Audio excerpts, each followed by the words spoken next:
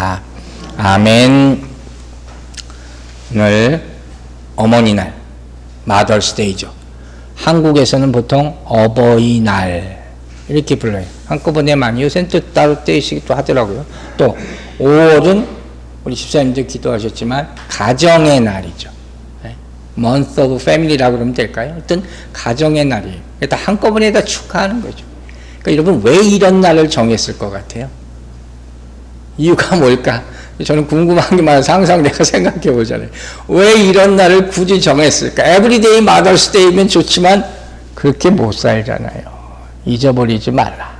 특별하게 이 날만큼은 아버지 생각하고 어머니 생각하고 가정에 대해서 생각해 보라. 그죠? 우리 어머님들 선물들 받으셨습니까? 축하 많이 받으셨기를 바랍니다. 오늘은 가정에 대한 이야기를 좀 해보려고 해요. 가정은 하나님이 주신 가장 작은 공동체임을 믿습니다. 아멘이죠? 우리가 항상 어떻게 기도합니까? 여러분 가정이 평안하기를 바랍니다. 그죠? 여러분 가정이 평안하게 되기를 주의 이름으로 축원합니다. 정말 우리의 소망. 그죠? 우리가 행복이라는 찬양을 했어요. 다시 한번 들어봐도 가사가 너무 아름다워요. 참 누가 썼는지 참 귀한 찬양이다. 가사 1절을 제가 좀 적어봤어요. 화려하지 않아도 정결하지 않는 삶. 가진 것이 적어도 감사하며 사는 삶. 내게 주신 작은 힘 나눠주며 사는 삶. 이것이 나의 삶의 행복이라요. 그랬어요. 여러분 이렇게 사십니까? 이렇게 살게 되기를 바랍니다. 우리가 이렇게 살려면 우리 교인들은 많이 이렇게들 사는 것 같아요. 이게 정말 행복이 이렇게 멀리 있는 게 아니라는 걸 얘기하는 거예요. 그죠? 여러분 가정이, 자녀가, 또 부모님들이 하나님의 선물임을 잊지 마시기 바랍니다. 그리고 그 선물들을 잘 지키게 되기를 주의 이름으로 축원합니다. 얼마나 귀합니까? 그런데 사실 현실적으로 사는 우리 가정, 가족, 집 이렇게 항상 행복하지가 않아요. 행복의 진정한 의미가 뭔지 모르겠죠. 때로는 가정이 전쟁터다 하는 얘기들을 많이 합니다. 이게 현실인 것 같아요. 어찌 보면 매일마다 전쟁. 그러니까 이거 굳이 뭐 전쟁까지는 안 가지만 특별히 저같이 아직 어린 아이들이 있는 가정은요, 아침마다 전쟁을 해야 됩니다. 두 아이를 학교에 데려다 주고 그래서 돌아올 때는 나도 모르게 휴 하고 한숨이 나옵니다. 큰일 치렀다. 정말 큰일 치른 것 같아요. 잘 차 타고 가는 거 보면 큰일 하나 치렀다. 근데 그걸로 끝나는 게 아니죠. 저녁에 애들이 다 집에 들어와 있어야 돼. 그러니까 안 들어오면 별의별 걱정을 다 하게 하잖아요. 집에 들어오는 것을 확인하면 그러고 나서는 집 안에 들어가서 눕든지 말든지 어쨌든 간에 아이고 또 감사합니다. 그게 또 안도하게 되는 거예요. 이게 부모의 마음이에요. 어렸을 때나 클 때나 이게 변함이 없더라고요. 저도 이렇게 살 줄 몰랐어요. 제가 영혼이 굉장히 자유로운 사람이에요. 근데 예수 믿고 꼭 붙잡혀가지고 내가 우리 아이들은 뭘 라이드를 해주고 나는 내 인생에 그런 게 없을 줄 알았어요. 난 정말 다짐했더니 지들이 알아서 다 크는 거지 무슨 라이드를 해. 근데 그걸 하고 있어. 참 부모는 어쩔 수 없나 보다.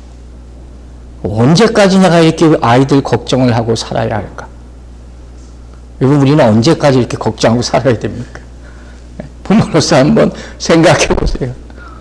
자녀들은 항상 얘기하죠. 니들이 커서 장가 보면 안다. 몰라요. 그래도 몰라요. 저도 아직도 몰라요. 우리가 힌트를 좀 얻으려고 해요. 어디서? 성경으로부터. 하나님 아버지가 우리 가정을 주셨습니다. 믿으시죠? 근데 이 가정을 도대체 우리가 어떻게 지켜야 되는가? 어떻게 섬겨야 되고 어떻게 돌봐야 되는가? 하나님께서 우리에게 지혜를 주셨어요. 하나님이 우리를 가정을 위해서 얼마나 애쓰고 계시는지 그 스토리가 성경에 담겨져 있는데 오늘은 어떤 말씀을 통해서 가정의 의미를 보려고 하느냐, 가정을 통해서 애쓰시는 하나님을 보려고 하느냐, 바로 우리가 잘 아는 탕자의 비유, 프로디갈 선이라는 유명한 스토리죠. 누가복음에 나와 있는. 이 얘기가 정말 귀한 게 수많은 스토리가 만들어지는 건데 오늘 또 다른 이야기를 이 안에서 해볼 거예요. 아버지와 두 아들. 결국 가정이잖아요. 결국 이게 패밀리의 이야기다 하는 거예요. 자, 그러면 우리는 과연 어떤 마음으로 가정을 지켜야 할 것인가? 몇 가지 오늘 대표적인 주제를 얘기합니다. 첫 번째, 여러분 부모로서 가정을 위해서 싸우시기 바랍니다. Fight for the family. 가정을 위해서 싸우세요. 여러분 가정을 위해서 싸운다는 생각을 별로 안 해봤을 거예요. 그냥 지키기에 급급합니다 하는 생각을 많이 해요. 그런데 누가복음 15장을 가만히 보면 아버지가 이 가족들을 위해서, 아들들을 위해서 얼마나 애쓰고 싸우고 있는가를 볼 수가 있어요. 실제로 누가복음 15장을 보면 세 가지 비유가 나와요. 잃어버린 양의 비유, 열드라크마 비유, 그리고 잃어버린 두 아들의 비유, 탕자예요. 다 잃어버린 일, 로스트 선잖아요. 또 다른 언어들 이름이 그렇잖아요. 다 잃어버린 것들이에요. 결국 잃어버린 것을 다시 찾았을 때 그 아버지의 기쁨이 얼마나 큰가. 이건 말로 표현할 수가 없죠. 그것을 점층적으로 표현하고 있다는 거예요.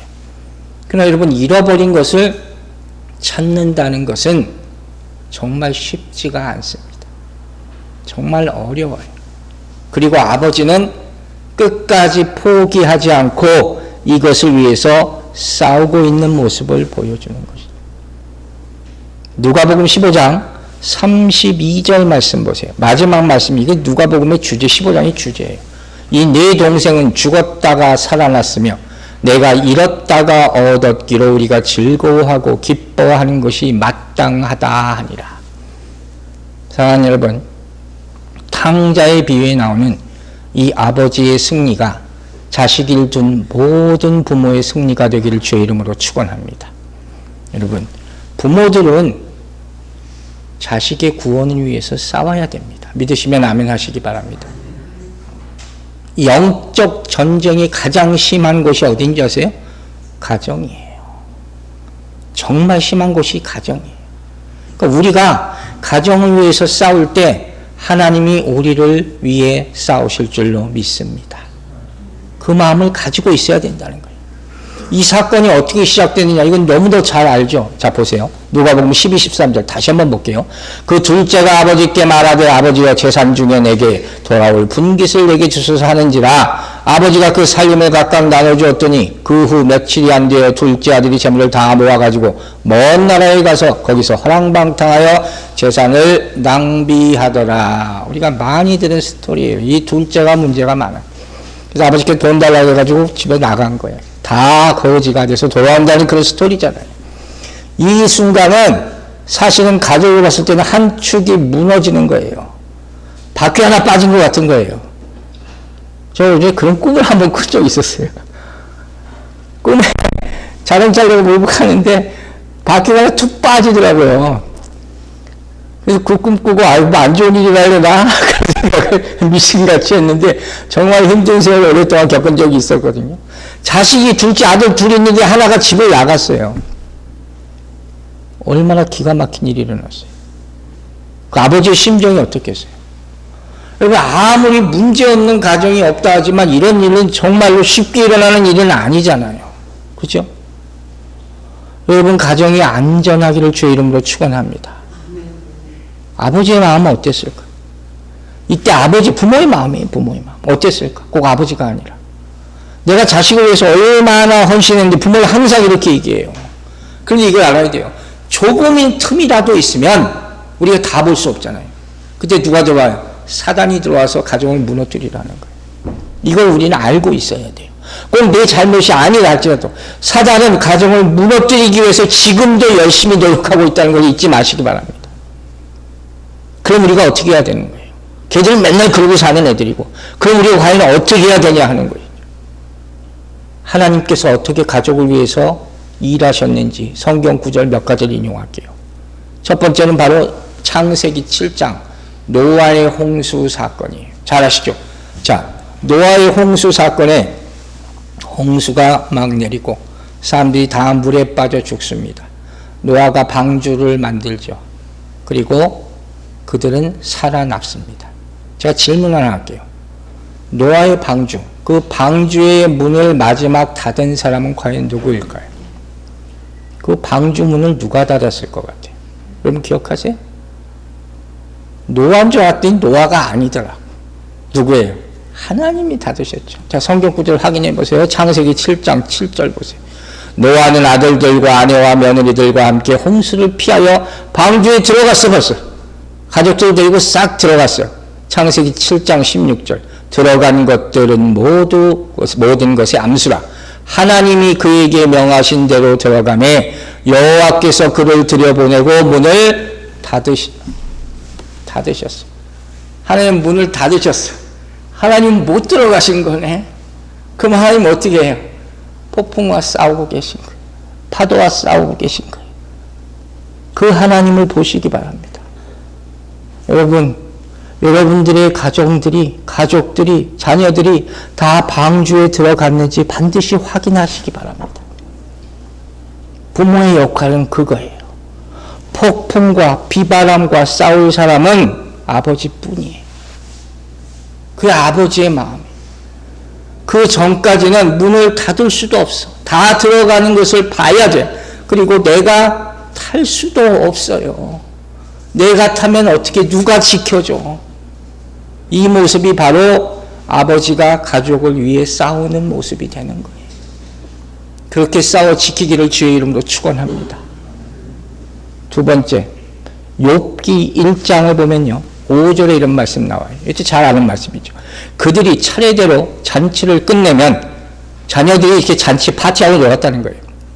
욥이 그들을 불러다가 성결하게 하되 아침에 일어나서 그들의 명수대로 번제를 드렸더니 이는 욥이 말하기를 혹시 내 아들들이 죄를 범하여 마음으로 하나님을 욕되게 하였을까 함이라. 욥의 행위가 항상 이러하였더라. 아시죠? 이 사람 경건의 사람이잖아요. 누구를 위해서?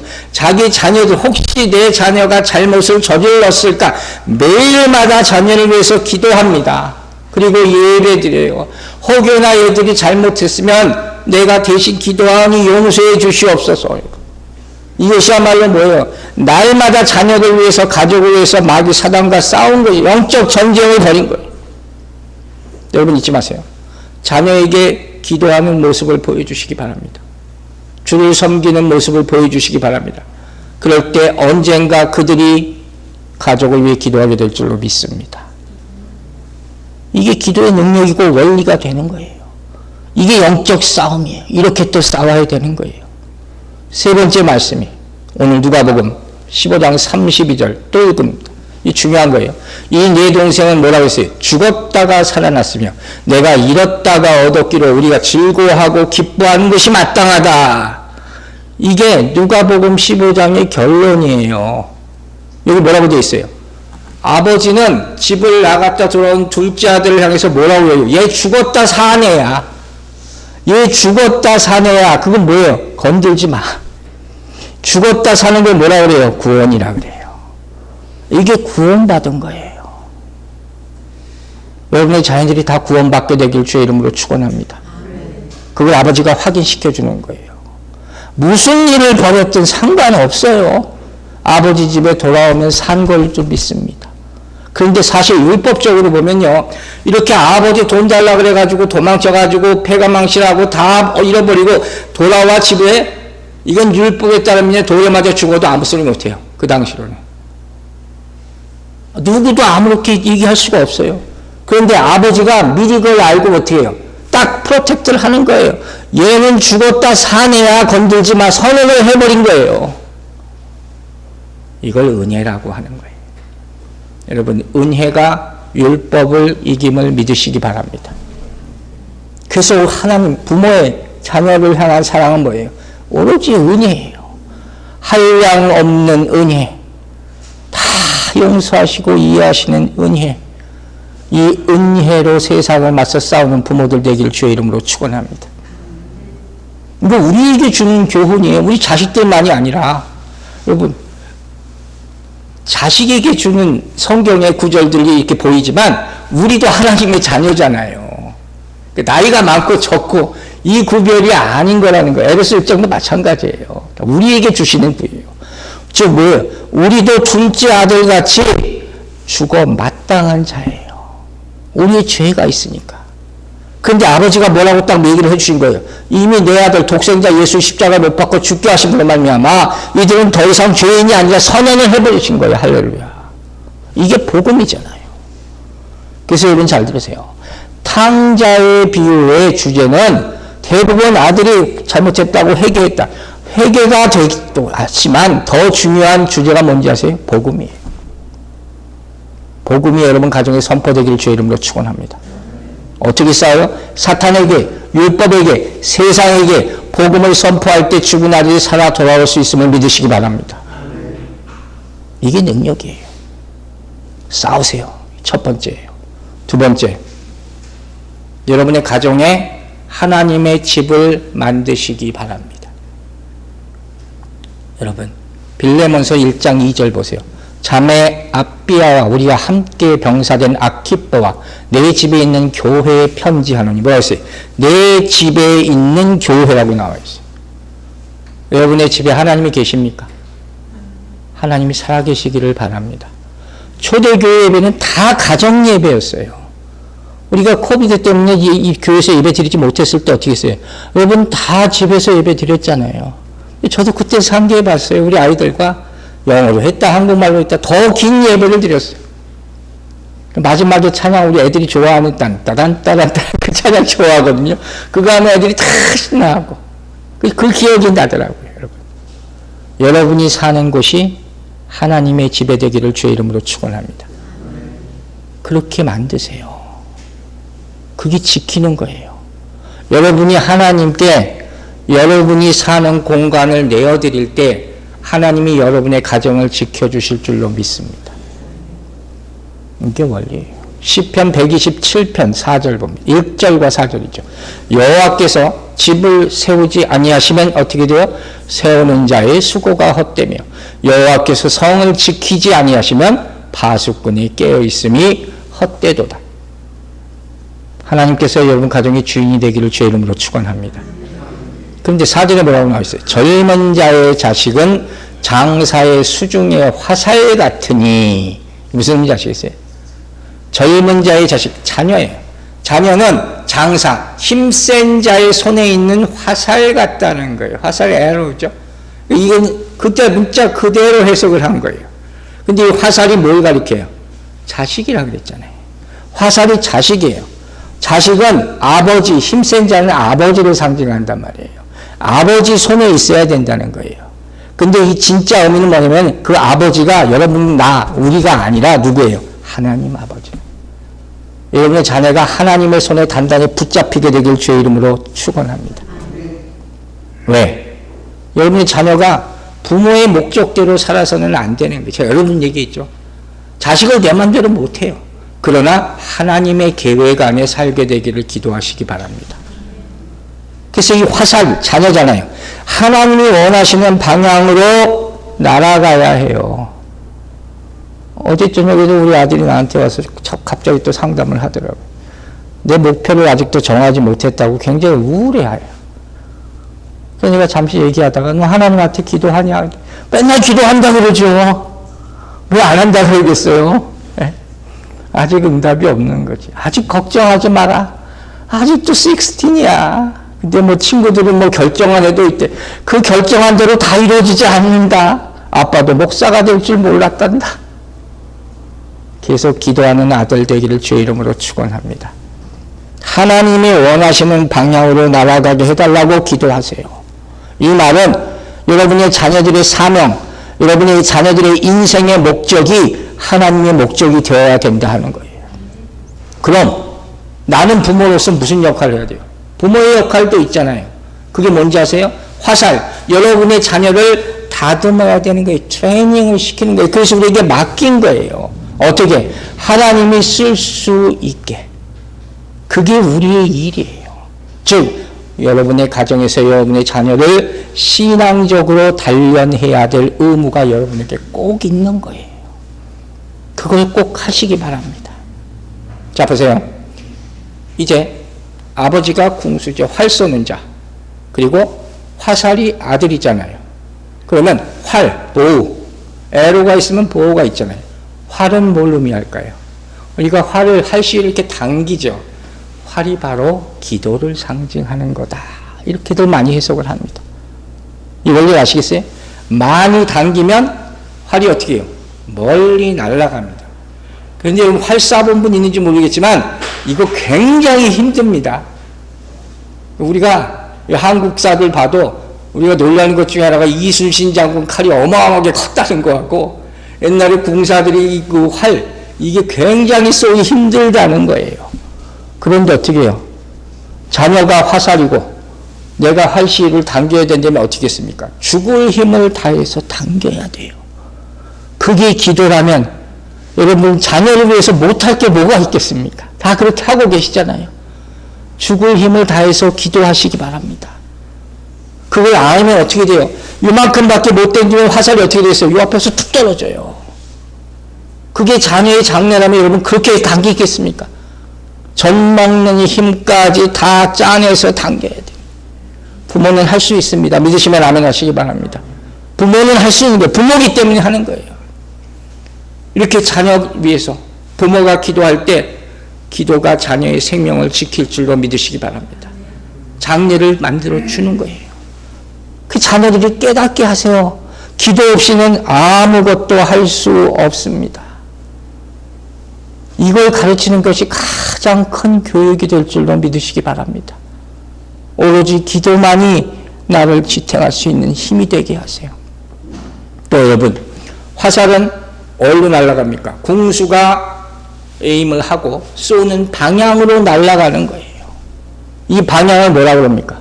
하나님의 뜻이라. 하나님의 뜻에 맞게 기도하라는 거예요. 그 뜻에 맞게 여러분 자녀들의 운명이 결정되는 거예요. 그러므로 여러분의 자녀를 위해서 이렇게 기도하십시오. 이들이 하나님의 뜻에 합당한 자녀가 되게 하여 주시옵소서. 그렇게 기도하세요. 뭐가 되게 하세요? 뭘 벌게 하세요? 이거 다 우상에게 하는 거예요. 그 기도도 아니에요. 하나님의 뜻이 내 자녀를 통해서 이루어지게 하여 주시옵소서. 하나님의 사람으로 사랑받는 사람으로 살아가게 하여 주시옵소서. 여러분, 우리에게 남은 시간이 얼마 안 남았어요.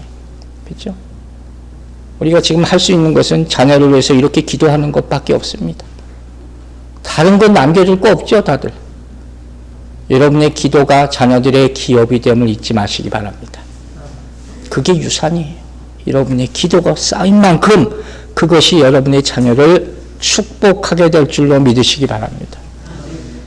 싸우세요. 여러분의 집을 하나님의 집으로 만드세요.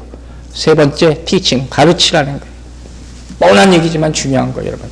아이들의 인격을 여러분 어떻게 형성할 거 같아요? 아이들의 인격이 캐릭터, 퍼스널리티라는 거죠. 이게 어떻게 만들어질까요? 뭘 닮았으면 좋겠어요? 우리 부모들 가운데 나 닮았으면 좋겠다는 부모 그렇게 흔치 않을 거예요. 하나님의 말씀을 가르치시기 바랍니다. 하나님의 말씀을 통해서 자녀들의 인격이 만들어집니다. 제가 성경을 보면 볼수록 제가 결혼에 대한 얘기할 때 작년에도 이런 얘기를 했어요. 내가 이걸 먼저 알았으면 얼마나 좋았을까. 내가 이걸 깊이 그때 왜 몰랐을까. 왜 일찍 가르치지 못했을까. 자녀들에게 하나님의 말씀을 가르치시기 바랍니다. 이거밖에 없어요. 재밌는 얘기 하나 할게요. 지난주인가 언제 차 안에서인가 우리 애들 둘이 얘기를 하는데 우리 이진이하고 형서가 얘기하는 거예요. 아빠 들으라고 하는 것 같아요. 이진이는 에스더서를 아주 잘한대요. 근데 형서는 다니엘서를 아주 잘한대요. 왜 그럴 것 같아요? 이진이 영어 이름이 에스더예요. 형서 영어 이름이 다니엘이에요. 그 지들 이름 있는 책은 최소한 통과했다는 거예요. 하나님이 아이들을 축복해 주실 줄로 믿습니다. 언제 한번 테스트 해볼 거예요. 얼마나 안다고 적었나. 네? 여러분 잊지 마세요. 말씀이 우리를 지킵니다. 우리가 말씀을 지키는 게 아니에요. 말씀이 우리를 지키는 거예요. 그걸 가르치는 것밖에 다른 방법이 하나도 없어요. 여러분에게 그 책무가 있음을 잊지 마세요. 성경 안에는 올바른 인격 성격을 위한, 형성을 위한 필요한 모든 요소가 다 들어있어요. 그런데 특별히 이게 한국 사람 얘기해서 미안하지만 한국 분들 옛날에 그런 얘기 많이 하잖아요. 나는 베드로 닮았어. 나는 요한 닮았어. 자기 성격이 그렇다는 거예요. 좋은 의미도 아니에요. 그러면서 그 사람 같이 살지는 않는다. 한 사람도 그렇게 사는 사람은 못 봤어. 그 사람이 산 삶을 따라가야죠. 아까 우리 잠언 얘기했죠.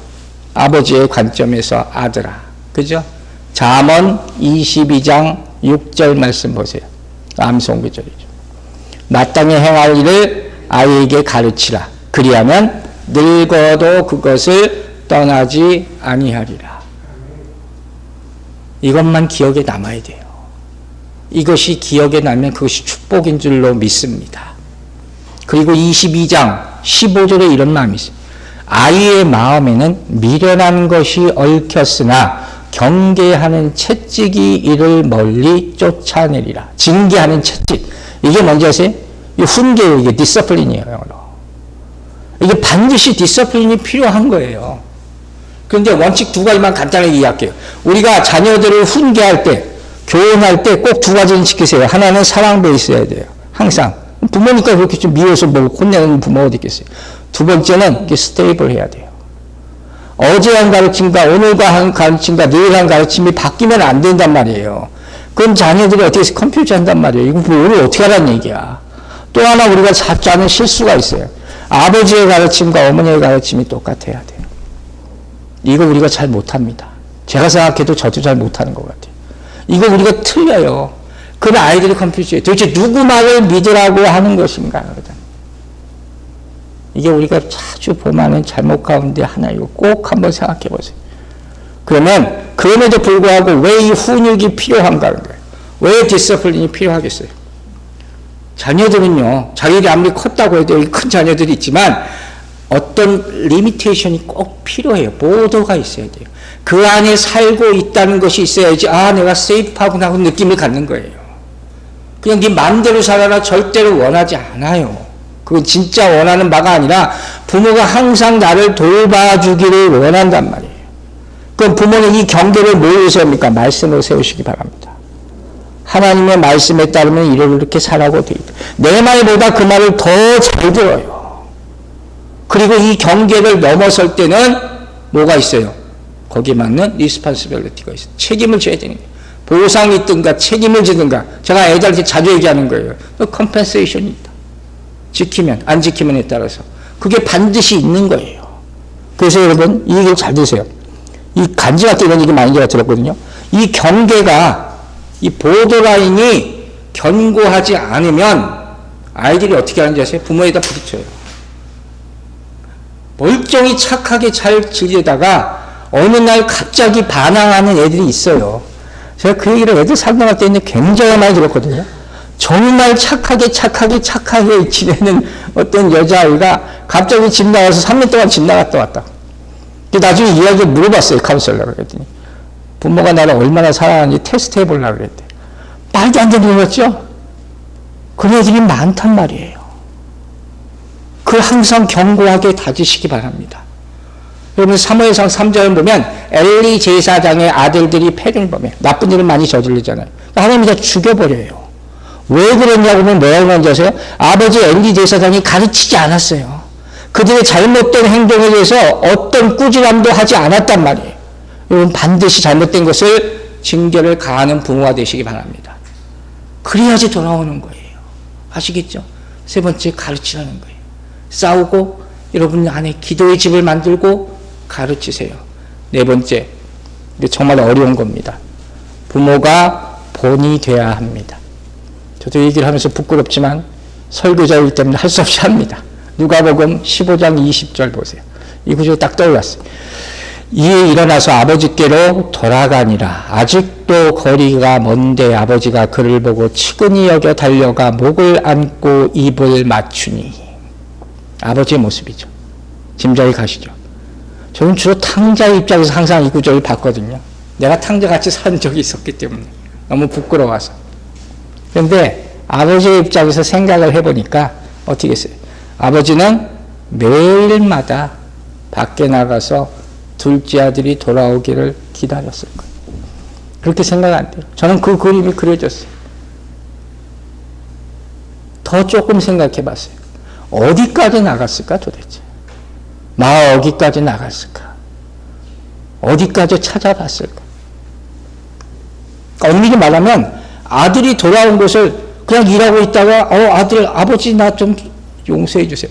이래 가서 다시 만난 게 아니에요. 이 아들이 나간 그 순간부터 아버지는 매일마다 찾으러 가는 거예요. 여러분, 아버지는 아들의 생각을 단 한 번도 잊은 적이 없습니다. 그분이 우리 하나님 아버지임을 잊지 마시기 바랍니다. 하나님은 우리를 매일마다 생각했어요. 그럼 이제 탕자의 입장으로 봅시다. 탕자가 집으로 돌아왔을 때 제일 먼저 본 게 뭐였을까요? 제가 부끄럽지만 제가 어렸을 때 한 번 가출한 적이 있거든요. 가출도 뭐 고등학교, 중학교 때 하는 거 아니라 대학 가가지고 늙음하게 사춘기 와가지고 근데 와가지고 너무 부끄럽지만 결국 오게 됐어요. 제일 먼저 본 게 문 앞에 딱 붙어왔어요. 웰컴이라고. 내가 언제 올 줄도 모르고 내가 잊을 수가 없어. 근데 부끄럽지만 고백하는 거예요. 어떤 칼럼을 보고 제가 이런 생각을 했어요. 탕자가 집으로 돌아오는 길에 가장 처음 본 것은 아버지의 발자국이었을 거죠. 아버지의 발자국. 여러분, 어떤 변호사가 고백한 간증이에요. 우리 오늘 주보에도 나와 있어요. 이 사람 알코올 중독자예요. 매일마다 술 먹고 직장생활도 거의 못하고 가족도 못 돌봐요. 어느 눈이 많이 오는 날, 이날 아침에도 술에 취했어요. 억지로 일어나 차를 운전도 못하겠어요. 그래서 그냥 눈이 찌그러지는데 눈길을 걸어서 터벅터벅 합니다. 근데 가다 보니까 뒤에서 무슨 소리가 들리는 것 같아서 돌아봤어요. 자기 막내 아들이 자기를 부르면서 쫓아오고 있는 거예요. 근데 이놈이 어떻게 쫓아오면 자기 눈에 박힌 아버지의 발자국을 같이 따라 밟으면서 쫓아옵니다. 근데 그 모습이 어떤지 아세요? 비틀비틀. 아버지의 술 취한 모습 그대로 쫓아와요. 갈지자로. 이걸 아버지가 보고 충격을 받습니다. 내 걸음이 이랬구나. 그 순간 크게 회개합니다. 하나님, 내가 하나님 멀리하고 살았어요. 앞으로는 내 인생의 발걸음이 이렇게 비틀거리지 않도록 도와주십시오. 그리고 그 다음날부터 기도하기 시작합니다. 제 발걸음이 이제 하나님 앞에 자녀들을 인도하는 발걸음이 되도록 도와주십시오. 이렇게 기도하기 시작했어요. 부모들 다 들어야 돼요. 여러분의 인생의 발자국이 여러분의 자녀를 어디로 인도하고 있습니까? 여러분, 한번 생각해 봅시다. 끝까지 우리가 져야 될 책임이죠. 그죠? 여러분, 토요일날 우리 기도 모임 때 제가 찬양 하나 보내드렸죠. 내 눈이 보는 것을 조심해. 예? 그 찬양 여러분 들어봤어요? 잠깐만 들려드릴게요. 내 눈이 보는 것을 조심해. 아주 재미있는 찬양이에요. 좀 나올 수 있어요?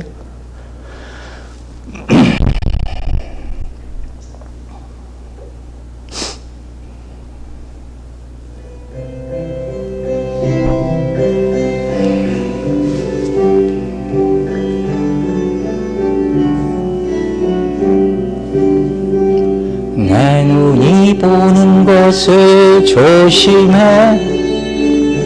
내 눈이 보는 것을 조심해. 위에 계신 주께서 사랑스레 보시네. 내 눈이 보는 것을 조심해. 여기까지만 할게요. 이것도 오래 보여주면 뭐 걸립니다. 여기까지 스탑. 여러분, 즐겁게 듣지만 마시고 기억하세요. 우리 발이 가는 곳을 자녀들이 따라갑니다. 그죠?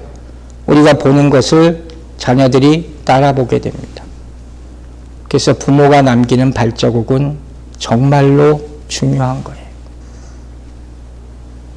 우리 자녀들 여기 있어서 저는 너무 축복하고 너무 감사합니다. 아마 처음에는 그랬을 거예요. 엄마, 아빠, 오늘도 교회 가야 돼요? 그런 날이 있었을 거예요. 그러나 어느 순간부터 엄마, 아빠 오늘 교회 왜 이렇게 빨리 안 가요? 준비하세요. 하는 말이 자녀로부터 나온다면 여러분의 발걸음이 축복받은 발걸음으로 가고 있다는 것을 믿으셔도 될 것이에요. 올바르게 살아간 거예요. 사랑하는 여러분, 내 가족은 주님을 섬기겠습니다. 선포하시기 바랍니다. 예수 그리스도를 믿으라. 그러면 너와 내 집이 구원을 얻으리로다. 할렐루야. 하나님이 여러분의 가족을 지켜주실 줄로 믿습니다. 싸우고 하나님의 집을 만들고 가르치고 본을 보이세요. 마지막으로 한 가지만 더 합니다. 성령의 역사에 의지하시기 바랍니다. 여러분의 가정을 지키는 방법이에요. 누가복음 15장 17절 다시 봅니다. 이에 스스로 돌이켜 이르되 내 아버지는 양식이 풍족한 품꾼이 얼마나 많은가. 나는 여기서 줄여 죽는구나. 탕자가 이제 죽게 됐어요. 앞에 뭐라고 했어요? 스스로 돌이켜라는 중요한 말이 나오죠. 그래서 이거 항상 회개에서 얘기하는 거예요. 그죠? 스스로 돌이켰다는 건 내가 어떤 존재라는 것을 나 이게 죽는구나. 아버지의 도움이 없으면 안 되겠다. 이걸 깨달았다는 얘기란 말이에요. 근데 이걸 어떻게 깨달아요, 여러분? 이걸 어떻게 언제 깨달아요? 배고프면 깨달아요? 거지가 되면 깨달아요? 이걸 누가 깨닫게 해주는지 아세요? 누군가가 개입해야 돼요. 여러분 요한복음 16장에 이런 말이 있어요. 죄에 대해서, 의에 대해서, 심판에 대해서 가르치는 자 뭡니까? 성령이에요. 성령께서 깨닫게 해주시길 기도하시기 바랍니다. 아버지의 마음이 전달된 거예요. 아버지의 마음은 반드시 성령으로 역사하고 전달될 줄 믿으시기 바랍니다. 누가복음 15장 12절 보세요. 그 둘째가 아버지에게 말하되 아버지여 재산 중에서 내게 돌아올 분깃을 내게 주소서 하는지라 아버지가 그 살림을 각각 나누어 주었더니 여러분 이 프로디갈선 이 본문은요 이게 반전이 있어요. 저도 이번에 처음 이걸 발견했는데 여기 보세요. 각각 나눠 주었다 그랬잖아요. 각각에서 나눠 줬다 하는 거예요. 이 말은 뭐냐면 사도 바울이 고린도전서 12장에서 각각의 은사를 성령으로 나눠줬다는 말이 있어요. 그것과 똑같은 의미예요. 성령님께서 이 일을 하는 거예요. 고린도서 12장 11절 보여주세요. 고린도서 이 모든 일은 같은 한 성령이 행하사 그의 뜻대로 각 사람에게 나누어 주시는 것이니라. 아멘. 굉장히 중요한 말씀이에요.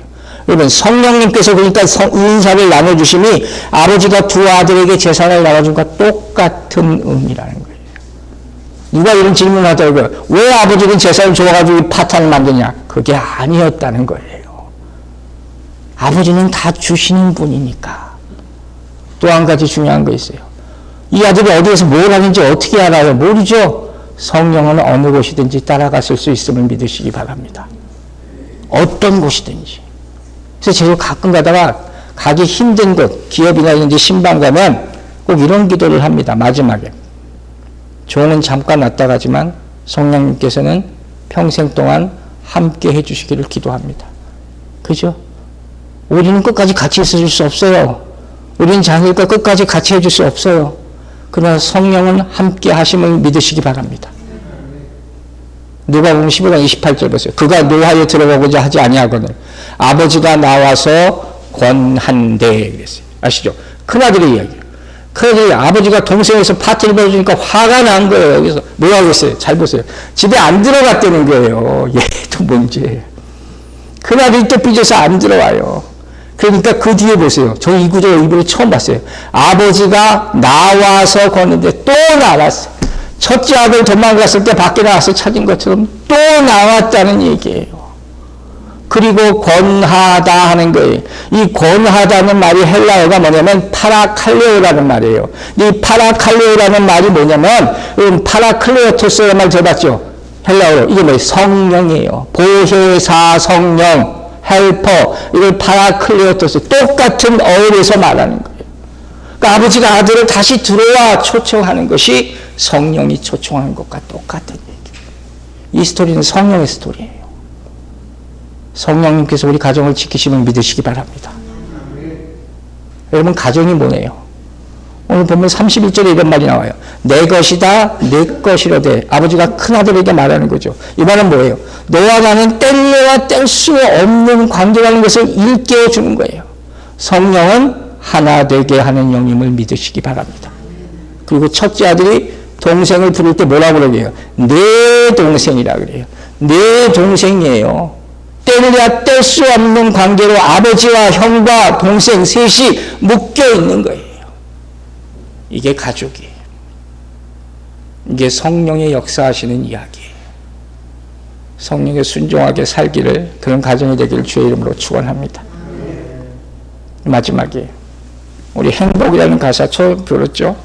2절 보세요. 2절. 눈물 날 일 많지만 기도할 수 있는 것. 억울한 일 많으나 주를 위해 참는 것. 비록 짧은 작은 삶 주 뜻대로 사는 것. 이것이 나의 삶의 행복이라. 세상은 알 수 없는 행복. 하나님의 자녀로 살아가는 것. 이것이 행복이라고. 오늘 우리가 본 탕자의 비유의 결말이 될 줄로 믿습니다. 어머니 날 맞아서 이걸 본 의미를 여러분 꼭 깨달으시기 바랍니다. 아버지는 가정을 지켰습니다. 여러분의 가정도 하나님 아버지가 지켜주실 줄로 믿습니다. 기도하겠습니다. 아버지 하나님 감사합니다. 우리가 부족하지만 하나님 아버지의 은혜 가운데, 사랑 가운데, 긍휼하심 가운데, 보호하심 가운데 삽니다. 그 많은 싸움과 지키심과 기도와 성령의 역사 가운데 우리가 오늘 이렇게 있습니다. 그리고 주의 말씀을 받았습니다. 우리도 부모된 자로서, 자식된 자로서 이 말씀대로 살아갈 수 있도록 축복하여 주시옵소서. 무엇보다도 주의 성령이 우리 가정을 하나 되게 하여 주시고, 교회를 하나 되게 하여 주시고, 이 땅을 하나 되게 하여 주시옵소서. 감사드리며 예수 그리스도의 이름으로 기도했습니다. 아멘.